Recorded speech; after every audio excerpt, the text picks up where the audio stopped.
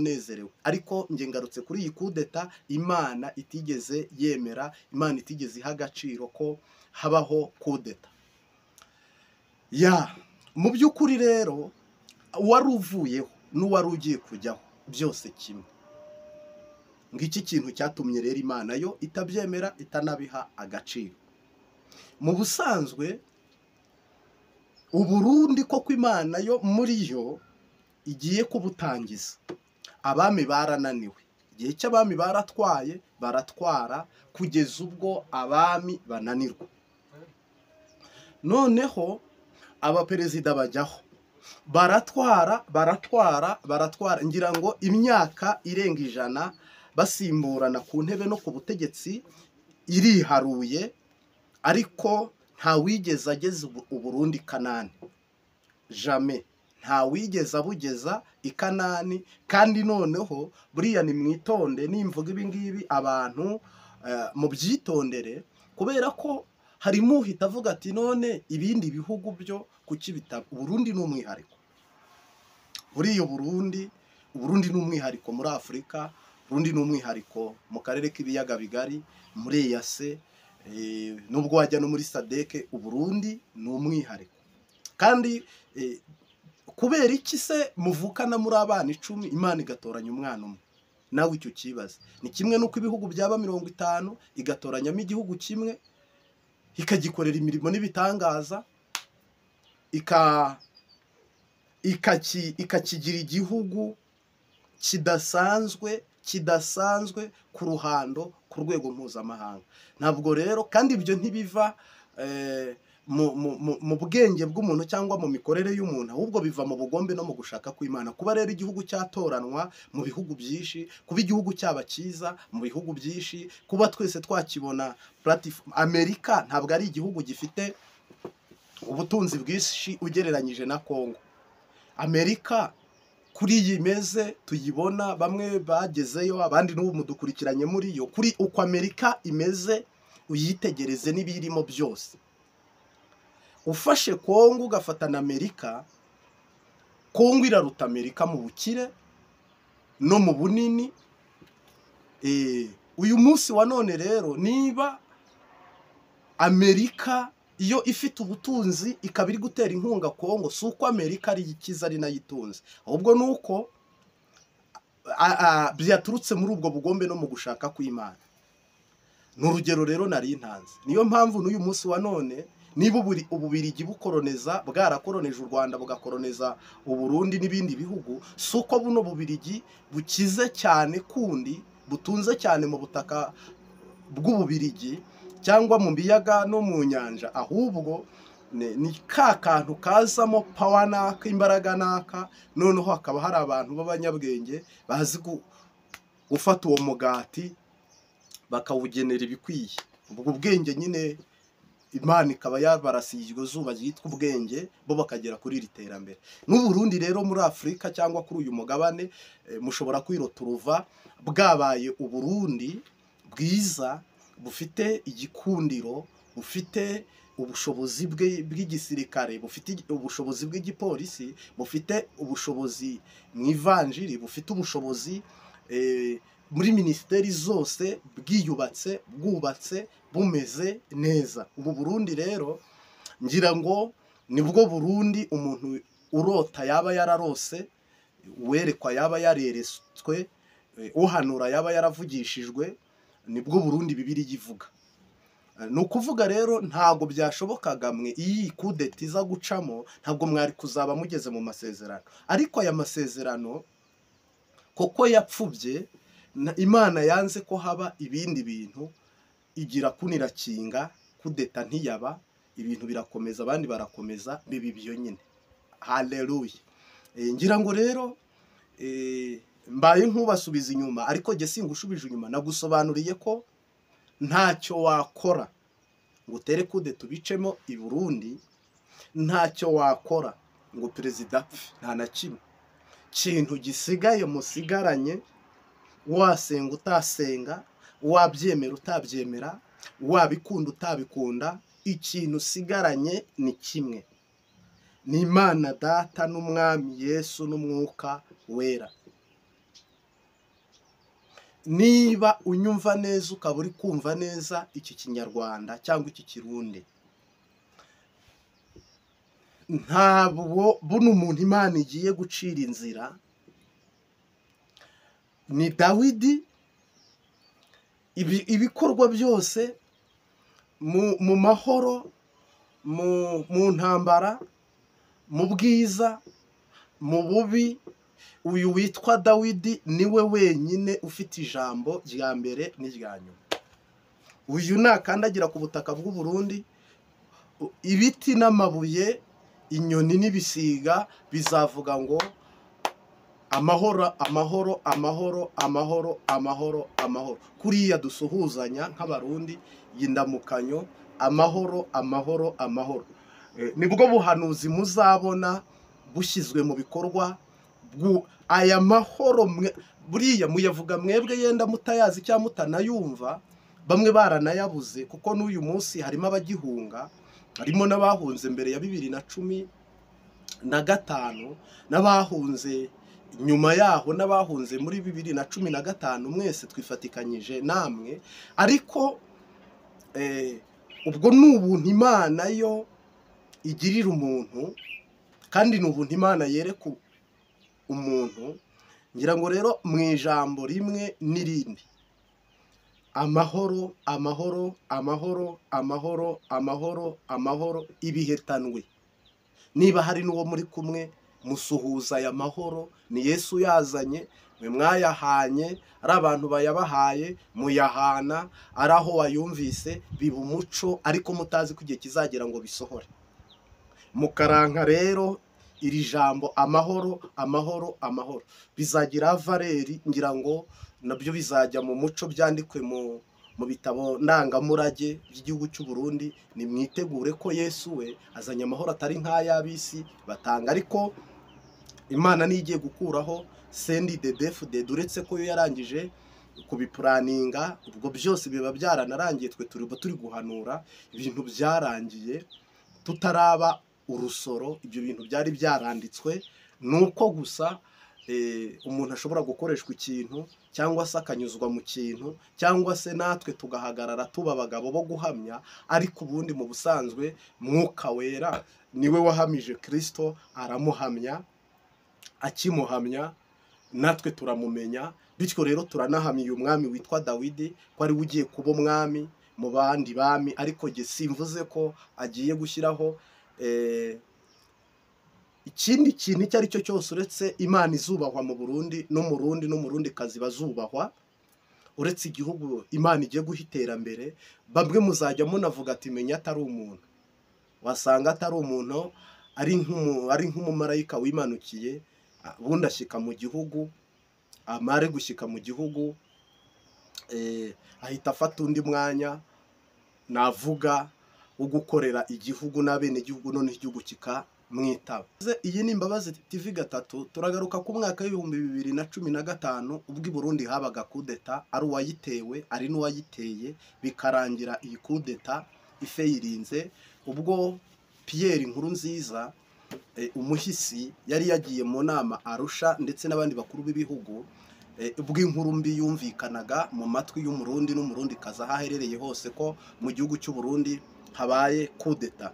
Iyi kudeta rero ni kudeta itarabashije gucamo nk'uko abantu babyifuzaga cyangwa se babishakaga, cyangwa nk'uko abantu bamwe bumvaga ko byakabaye biba.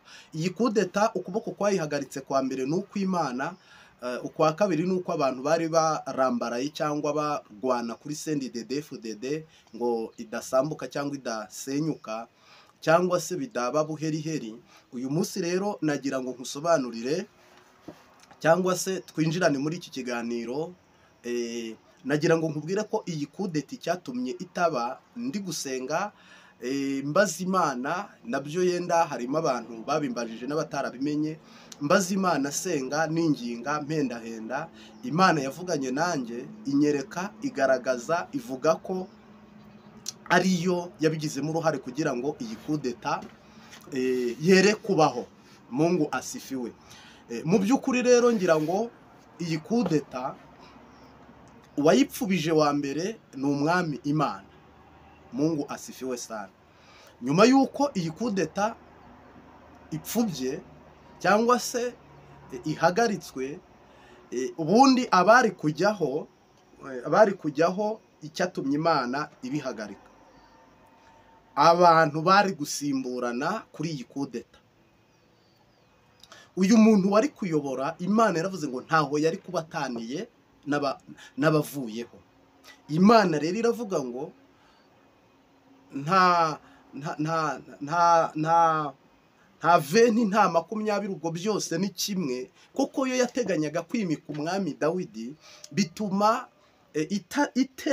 itanakunda ko habaho kudeta, ahubwo habaho kugeragezwa kwa CNDD FDD. Mu busanzwe manda ya Nkurunziza yari yarangiye, habaho manda ya gatatu. Iriya manda ya gatatu rero ni hahandi Imana ipimira umutima wa perezida cyangwa umutima w'undi muntu uwo ari we wese, ikakugosora mu buryo bwayo naka, ariko ikakugosorayo mu ntego zayo n'umugambi wayo, igira ngo igupime yuko koko muri we harimo urukundo, cyangwa harimo ubumana, cyangwa agakiza kakurimo, cyangwa gusenga kwawe koko bishingiye mu gukunda igihugu, kubatizwa kwawe watirijwe, gucungura no kubana n'abene gihugu, cyangwa se ibyo uvuga byose n'ibyo ukora byose ko yuko ibyo bintu ari byo.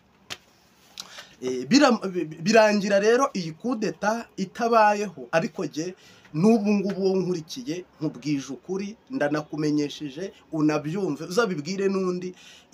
Aba bantu bari kujyaho nabo bari gusa n'abandi, nabo bari kuyobora intara zimwe zigacanirwa izindi bakazizimiriza, nabo bari kujyana amazi regide zigakorera hamwe ahandi ntihakorere. Kandi buno baba bakiri mu nzibacyuho, ibyo twakwita ngo inzibacyuho za gisirikare, niyo mbara bakiri mu nzibacyuho n'amatora yemewe y'umukuru w'igihugu atari abanyakuba. Doke rero ni ukuvuga ngo icyari gukurikira n'icyari kubaho, hari ko Imana yari kuza kwimika uyu Dawidi ya nzibacyuho itararangira. Ni ukuvuga rero kandi nanone abantu ntabwo bigeze baha agaciro gusenga, ntibigeze baha agaciro iby'Imana, ahubwo abantu bo barafashe baravuga bati ubu twebwe duhisemo gutera kudeta mbaya homboka, kuko jyewe nagiye kumva n'amatwi yanjye ngo kudeta.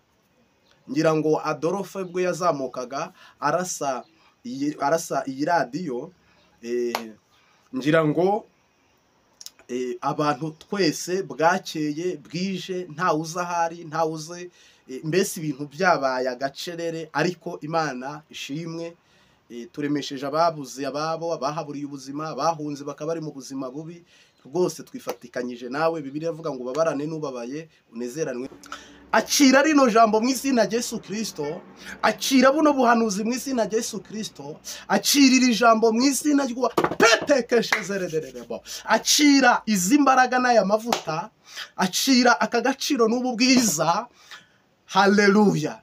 Imana niyo iri kuvugana nanjye ngo nkubwire ngo shize imbere yawe urugi rukinguye, nta muntu ushobora kurukinga. Umva twumvikana, hari urugi abantu bakingura, hari urugi amafaranga akingura, hari urugi isura ikingura, hari urugi igihugu cyakingura, ariko hari urugi igihugu kitakingura. Haleluya! Hari urugi igihugu kitakingura, urugi rw'ubugingo. Nta kintu na kimwe kirukingura uretse kwemera Yesu Kristo nk'umwami n'umukiza.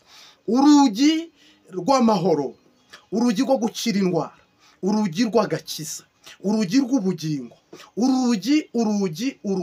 urugi.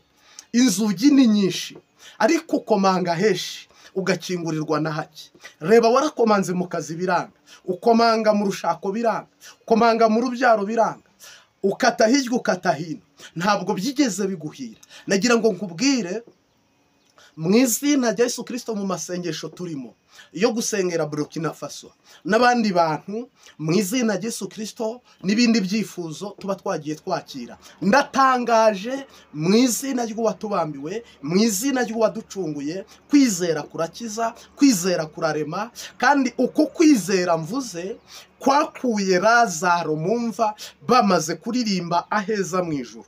bamaze gushingaho umusaraba, iminsi yo kunuka yari yageze, iminsi yo gutatana basubira mu miryango yabo yari yageze, n'ikiriyo cyarakozwe. Ariko Yesu, haleluya, Yesu udatinya ikigeragezo, Yesu udatinya ibinuka, Yesu udatinya iby'abantu batinya, Yesu utajya asubira inyuma aho rukomeye, Yesu utajya wibeshya n'umunsi n'umwe. Uyu niwe watinyutse intare yo mu muryango wa Yuda, igishyitsi cya Dawidi, Geshi wa Mageshi, bana wa Magwana, Jesus. Uyu nguyu niwe wakoze imirimo n'ibitangaza twe tutari twiziga, tutari twiteguye. Niwe muntu ugiye kurambura ukuboko muri Leta Zunze Ubumwe za Amerika aguha ibere wonka. Niwe muntu ugiye gukora ibitangaza muri Leta Zunze Ubumwe z'Abanyaburayi kontine, mu izina rya Yesu Kristo aguha umugisha waburiye hariya, akingururu abandi badafite. Niwe muntu uzaha umugisha intambwe zawe zikambuka inyanja ya Mediterane, zikambuka inyanja y'umutuku, ndetse Imana yabishima zikambuka n'inyanja yirabura. Nawe ukajya gusuma, kandi ugasuma heza, ugasumira heza cyangwa ugahahira heza. Niwe muntu ugiye gukorana nawe ibitangaza n'ibimenyetso n'utwumiza. Umwizereye iki? Kumwizera, kumwemera, kumuha agaciro, kumukunda. Mu izina rya Yesu Kristo ntabwo duhamba imbwa, ono digeze, ntabwo duhamba imbwa, ntabwo duhamba imbwa. Iyo twizeye niyo kwiringirwa, iyo twizeye ntabwo izadukoza isoni. Mu izina rya Yesu Kristo hari amasengesho wigiriza ubusa kugira ngo Imana igutabare. Hari amasengesho warayemo mu rusengero cyangwa mu cyumba cy'amasengesho cyangwa mu butayu, ijambo ry'Imana utunzi wawe, umwami w'abami nyir'ijuru n'isi dore shyize urugi rukinguye imbere yawe, nta muntu wo mu isi warukinga, nta n'umuntu uri mu isi warukingura. Reka mvuge iri jambo. Ejo bundi navuze ko kuri iri jambo Imana yabwiye Kuro ngo nzakujya imbere ahataringaniye nzaharinganiza. Iki gihugu Babuloni ni igihugu cyajyaga kigira urugi, ni narwo Yesu yagezeho, ni narwo ngira ngo hano mu munota umwe se n'uruvugaho. Nkubwire uru rugi Imana igiye kugukingurira uburemere rufite, kandi nkubwire ko uru rugi atari urugi rwo gukinishwa. Haleluya. Sebo keshezerererebo. Nagira ngo nkubwire urugi nyarugi. Uru rugi byabaga ari ibiti binini bimeze nk'amapoto. Niba mwari mwabona ibi biti by'amapoto bashinga bagashyiraho imigozi y'amashanyarazi cyangwa y'umuyaga nkuba, byari ibiti abantu byari ibiti bacagaguraga abagabo b'inkone 1000, bakabifata bakabihindiza urugi rufite nk'ibirometero 10. Noneho uru rugi aba bagabo 1000 bakarukingura mu gitondo, abandi 1000 bakarukinga, abandi 1000 bakarukingura saa sita, abandi 1000 bakarukinga, abandi 1000 bakarukingura ku mugoroba, abandi 1000 bakarukinga. Ibaze nawe urugi rukingurwa n'abagabo 1000, kandi b'inkone. Kera abantu bararamaga, kera abantu babaga bariye neza. Noneho ababo nabakoraga ibwami ku manywa, abagabo 1000 bagakingura urugi rumwe. Wibaza uru rugi ubushobozi rufite cyangwa se imbaraga. Mu izina rya Yesu Kristo rero umaze igihe mu masengesho, umaze igihe mu kwigiriza ubusa, umaze igihe uzenguruka, umaze igihe ukatakata, wabuze uwarukingura. ubura umuntu waguteruza, ubura umuntu wakurura, ubura password, bintu biragucanga. Ariko mu izina rya Yesu Kristo utaracanganyukiwe, ubwo bamubwiraga ngo inshuti yawe ukunda Lazaro yapfuye, uyu yarinjiye mu masaha y'inaza kotereta, abantu bamaze gukinga, abantu bamaze kugara, ngo aza saa yine arakomanga. Abari imbere barebye basanga umuntu ntazwi yambaye rugabire, baramusuzugura banga gukingura. Mu izina rya Yesu Kristo ngo Yesu ahita ategeka rumwe rwakingwaga n'abagabo 1000, avuga ijambo rimwe ngo rurikingura. Bongeye kurukinga rwanga kukingika, bongeye no kurukingura rwanga gukinguka, ngo bigumaho. Mwibuka ahantu uyu mwuka wera yongeye kwandikira yandika, aravuga ngo ni njye wera kandi w'ukuri ufite urufunguzo rwa Dawidi, ngo ni njye ukinga ntibakingure kandi nakingura ntibakinge, mvuganye nanjye ngo shize imbere yawe urugi rukinguye. Ibi bintu byakinzwe kera, ibintu bimara igihe bikinze, ibintu mbese hari iby'abarozi bakinze, hari iby'umubiri wakinze, hari iby'igisekuru cyakinze, hari iby'abazungu bakinze hano ku mugabane wa Afurika, hari n'ibintu n'ubu bagifunga. Nagira ngo nkumenyeshe ko hari ijambo rimwe ryakingura uru rugi umaze igihe wifuza ko rukinguka. Ni izihe nzugi wifuza ko muri uyu mwaka cyangwa mu utaha nawe ufiteho icyifuzo ko Imana yakingura? Twe dufite urugi rw'uko dusaba Imana ko yakingura mu izina rya Yesu Kristo. Urugi rukinze rwatunaniye, umutima wanjye uraruzi urwo rugi, nifuza ko Imana yakingura. Umutima wawe uraruzi urwo rugi, wifuza ko Imana yagukingurira. noneho ngo umwami w'umuntu ni umutima we. Reka rero Mwuka Wera akurondore. Niba hari urugi nawe rukinze, hakaba hari urugi rwakunaniye, ukaba umaze igihe uzenguruka, Yesu ntabwo ari ngombwa ngo atonde saa 2 nk'uko bakubwira ngo isaha yo kuhagera ni saa 2, ngo nuza nyuma ya saa 2 bayi. Yesu ntabwo agendana n'ibyo bihe by'ibirangamisi ngo mbere y'igihe, nyuma y'igihe, igihe. Mu bantu twebwe turacyubaka ku bwa siyanse, ariko mu izina rya Yesu Kristo, Yesu nta nyuma y'igihe agira, nta mbere y'igihe agira. Yesu Kristo yarengeye abageze mu mva. Yesu Kristo yarengeye abantu twari tumaze kubona ko birangiye, abantu twari tumaze kwihebura ko byacikanye. Uhereye kuri Lazaro amubwira ngo zuka, arazuka. Ageze kwa Yayira abwira umwana w'umukobwa ngo zuka, arazuka. Yohereza ingabo imwe mu izina rya Yesu Kristo mu rugo rw'umusirikare, n'iyi ngabo nayo umwana wiwe arakira. Uyu munsi wa none izo mbaraga ziracyakora uko zakabaye, utagabanyijeho, utanongereye. Nta mbaraga n'imwe muri izo itagikora. Nagira ngo nkumenyeshe ko nta mbaraga n'imwe itagikora. Imbaraga zose z'Imana kujya uzizi ziri gukora mu izina rya Yesu Kristo. Ubushobozi bw'Imana kujya ubuzi buri gukora mu izina rya Yesu Kristo. Ese nawe urugi rwakinzwe n'abarozi banga?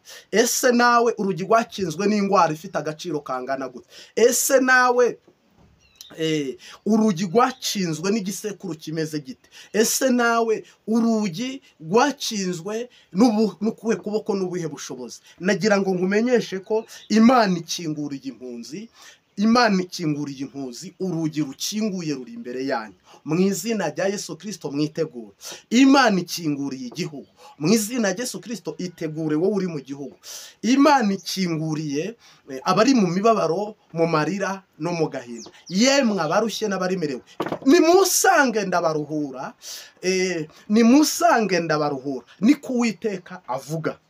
Abarushye, abaremerewe, Imana iyihamagara, iyitoranya, ihamagara umuntu urushye. N'umuntu ubasha kumvira ijambo ni umuntu urushye, ni umuntu uremerewe. Ubundi umuntu uri mu byishimo no mu munezero ajya kuri TikTok no kuri Facebook, akaba ariho asamarira cyangwa arangarira, akajya mu binezeza ubugingo koko ari byo yumva. Ariko mu izina rya Yesu, umuntu waba urushye tugendana, umuntu waba urushye turi kumwe, ndatangaza mu izina rya Kristo rimara umubabaro, ndatangaza mu izina ry'uwatubambiwe, mu izina ry'umunyanazareti ukuraho abantu akaga, amarira, agahinda. Mpanuriye ibiganza byawe bifate viza n'amafaranga yabyo, nawe mu izina rya Yesu Kristo uve mu gihugu ujye mu kindi. Mpanuriye intambwe zawe izera iri jambo. Ntabwo akari akawunga, ntabwo turi mu mwanya wo gusenga. Narabibabwiye ko hari iminsi 8 turimo.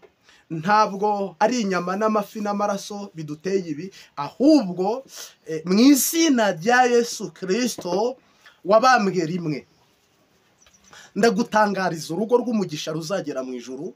Umugabo akaba umutwe, betekeshezererebo, umugore akaba umufasha. Ndatangaza mu izina rya Yesu Kristo, Uwiteka ufite ubutware n'ubushobozi yirukana umudayimoni w'inyatsi n'ubukene, nawe agukamire ay'iburyo, wonke mu izina rya Yesu Kristo. Biguhire kandi bibe amahire kandi bibe n'umugisha, maze izina ry'Imana rihabwe icyubahiro. Haleluya. Nagira ngo nkubwire kandi nkusobanurire ko ntabwo duhambimbwa. Nta kure cyane Imana itageza umuntu, nta kure cyane Imana itamukura mu izina rya Yesu Kristo, ahubwo igisigaye no kumwizera. Haleluya.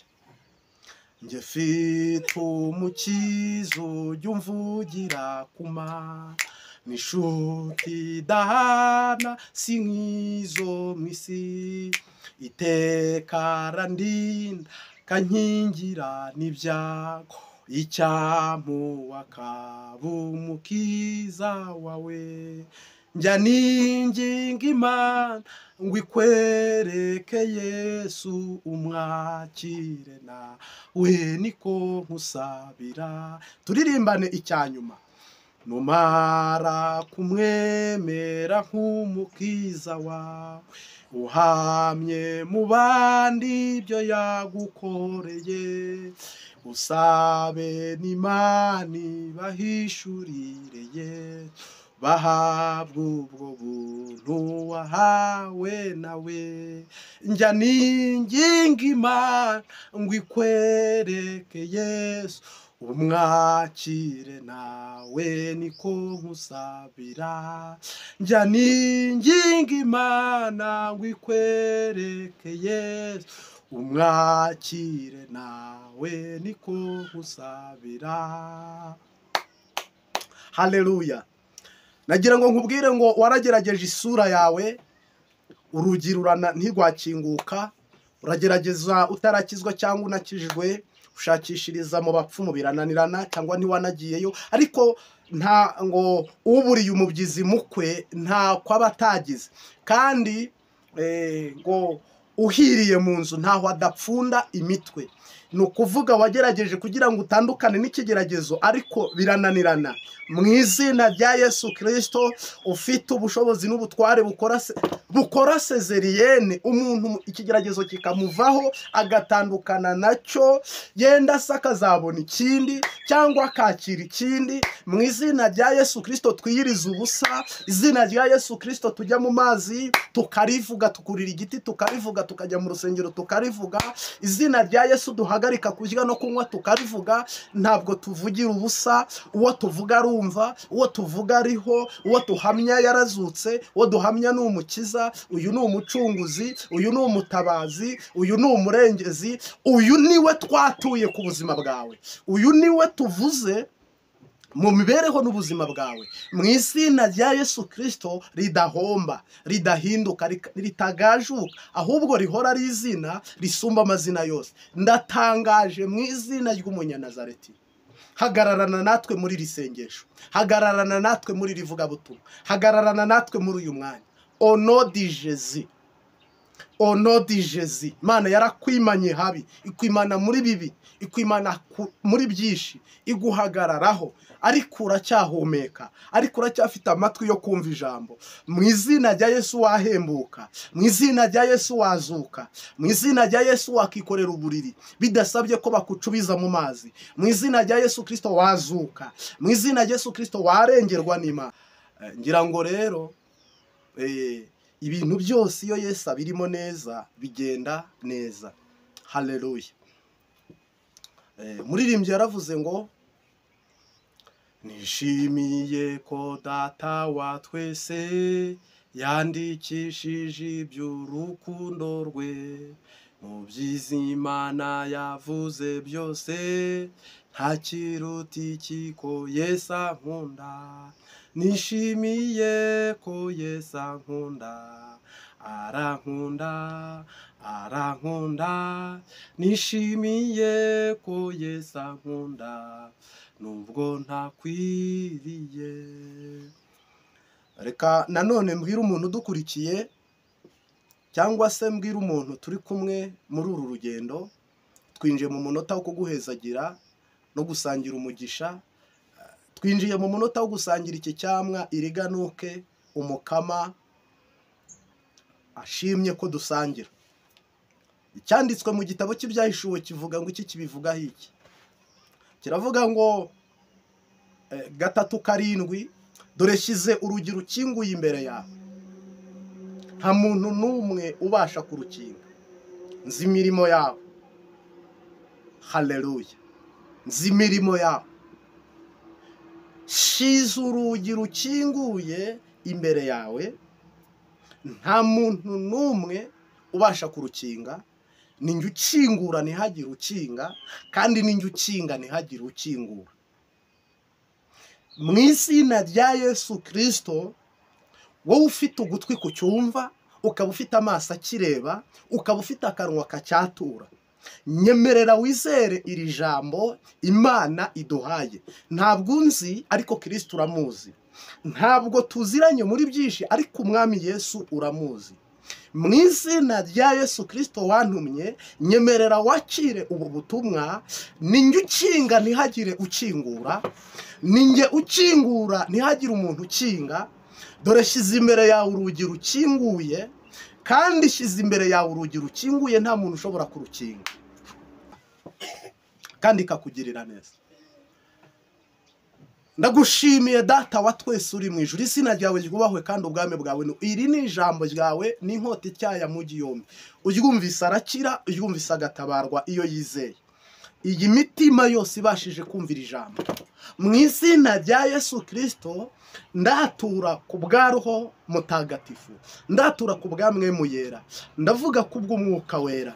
Nyemerera mu izina rya Yesu Kristo, umuntu ukurikiye ubutumwa bwiza bumubere bwiza koko, mu kiganza cye bube bwiza, mu mutima we bube bwiza, mu maso ye bube bwiza, mu ntambwe ze bube bwiza, mu buzima bwe bube bwiza. Mu izina rya Yesu Kristo wabambwe rimwe, tubahaye umugisha ku bwa Kristo Yesu, umwigisha n'umwigishwa dusangirira imbere y'umwami Imana. Haleluya. Ndagira ngo wowe udukurikiye tukwifurije ibihe byiza no kubaho no kuramba. Ariko nari ngarutse muri iki kiganiro tubwira abantu ngo nimwemere ko twebwe amaboko horemi, ibisigaye tubihariye Imana. Niyo ugiye kwimura ubwami yimike ubundi bwami, niyo igiye gutabara kandi iratabarukana itsinze, niyo igiye kwikorera kandi irakora mu mahoro no mu mutekano, ibintu bihe umurongo mwiza. Rero ivyo mumaze igihe mutegereje mu gihugu mugiye kubibonesha amaso yanyu. Haleluya. Mwebwe kudeta mwarayigerageje iranga, kwica murabigerageza biranga, gukiza nabwo murabigerageza biranga, kurokora nabwo murabigerageza biranga, ariko Yesu uvuga ijambo rimwe bikaba, yategeka bigakomera. Akinguye urugi rw'igihugu, akinguye urugi rwa Dawidi, akinguye urugi rw'ubuzima, akinguye urugi impunzi zitahe, akinguye urugi impunzi zakirwe. Ntabwo mwunamira inkota jamais. Haleluya. Ubuntu bw'Imana bubane nawe rero udukurikiye. Ngaho kanda like, ukore subscribe, numara ndetse no muri komenti naho wandike utange icyifuzo cy'igitekerezo cyawe. Nagira ngo mbasabe nko mu ndwi itaha dushobora kuzajya live mu materaniro, ndetse turifuza no kuziyiriza ubusa. Abantu bareba ibiganiro bakabirangiza bagakora like, bagakanda subscribe, bagakora comment, bakaba badushyigikiye, turi inshuti, turi abavandimwe. Ubwo ntabwo nge mbyitiye application yitwa YouTube, ahubwo muri umuryango, muri famille. Shaka rero gutegura amasengesho yo kuzihiriza ubusa nkabitangaza hano, noneho twarangiza twese tukavugana umunsi wo kwiyiriza ubusa, ubundi nkasengera mwebwe mwese mubasha gukurikirana ubutumwa bwiza. Nibibaberere.